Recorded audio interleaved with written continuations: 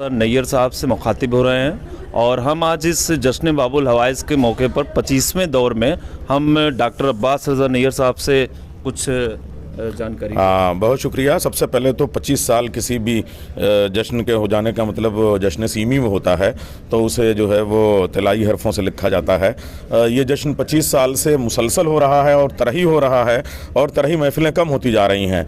अब अगर ये हो रहा है तो हमारी दुआ तो यही है कि जल्द अज जल्द जो है वो ये इसी तरीके से होता रहे और 100 साला जश्न भी मनाएं आप लोग और इसी तरह से तरही मनाएं। मैं मुबारकबाद पेश करूँगा मौलाना हैदर मेहदी साहब को, अहमद अब्बास साहब को, वकील साहब को, आरिफ साहब को और सबको, पूरे दक्षिण पट्टी के मोमिनीन को कि वो इस एहतमाम से जश्न करते हैं और इसकी रौनक शुरू से आखिर तक बरकरार रहती है। मुझे नहीं लगता कि इसमें कोई भी ऐसा हिंदुस्तान का शायर जो बड़ा शायर है वो यहाँ पे ना आया हो, उसने तरह कलाम ना पेश किया हो। तो एक तो ये जश्न की रौनक हमेशा रहती है और ये जो जौनपुर का खित्ता है ये तरही महफिलों वाला खित्ता है। यहाँ पर लोग तरह पर ज़्यादा शेर कहते भी हैं और पढ़ते भी हैं और बिल्इल्तिज़ाम भी। तो आज भी ये जश्न बहुत कामयाब हुआ है और मैं तो दुआ करूँगा कि शहज़ादी इन तमाम मुंतज़मीन की खिदमात को कबूल करें।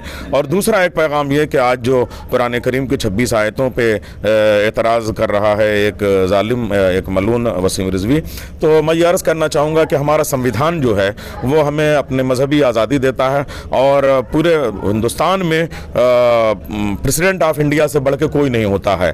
तो जो अगर वो कोई बात कहता है तो उसकी बात को मानना चाहिए, तब कोई बात देखते हैं। तो डॉक्टर शंकर दयाल शर्मा ने कुरान करीम के बारे में एक नज़म कही है जो मुख्तलिफ़ ज़बानों में है, अंग्रेज़ी में भी है, हिंदी में भी है, जिसके 2-4 जुमले मैं आपके सामने पेश करता हूँ। ब्लैंक वर्स में वो नज़्म है। वो कहते हैं कि कुरान जो है वो जिंदों की हिदायत के लिए किताब आई थी, उसे मुर्दों की हिदायत की किताब बना दिया गया।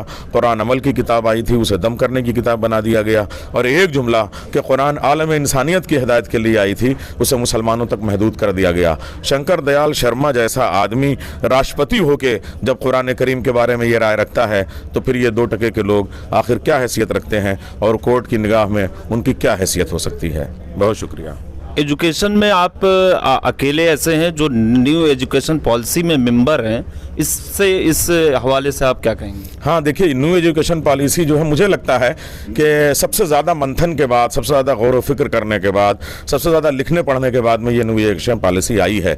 और जब तक कि अंग्रेज़ों ने यहाँ पे लॉर्ड मैकाले ने अपनी एजुकेशन पॉलिसी नहीं इस्टेब्लिश कर ली थी, तब तक हिंदुस्तान को ग़ुलाम नहीं माना था। मुझे लग रहा है अभी इस एजुकेशन पॉलिसी के बाद में जो हमारी गुरुकुल पद्धति है, जो हमारा दरसे निज़ामी है, जो हमारा उस्ताद शागिर्द का रिश्ता है, उस हवाले से जब हम अपना तालीमी सफ़र करेंगे तो जो लॉर्ड मैकाले है कि एजुकेशन पॉलिसी का महल है वो खुद ब खुद ध्वस्त हो जाएगा, ख़त्म हो जाएगा। तो हमें हिंदुस्तानियत को लाने के लिए नई एजुकेशन पॉलिसी का इस्तेमाल करना चाहिए। मगर इस पॉलिसी के और इस पूरे सिस्टम के बहुत सारी नज़ाकतें हैं। हमारी नई नस्ल को चाहिए कि उसको समझें, गौर करें। मैं हाजिर हूँ कि कोई भी बच्चा मुझसे अगर समझना चाहता है या तालीम के हवाले से उसकी कोई भी दुश्वारी है तो मैं आधी रात को हाजिर हूँ, मुझसे बात कर सकता है। और मैं गवर्नमेंट का शुक्रिया अदा करता हूं कि उन्होंने माइनॉरिटी की तरफ से अकेला नुमाइंदा मुझे बनाया और मुझे इतना जिम्मेदारी का ओहदा दिया। बहुत शुक्रिया। बहुत बहुत शुक्रिया। आपने 18 बनी हाशिम चैनल पे बात की और अपने तफसीलात को बयान किया। शुक्रिया।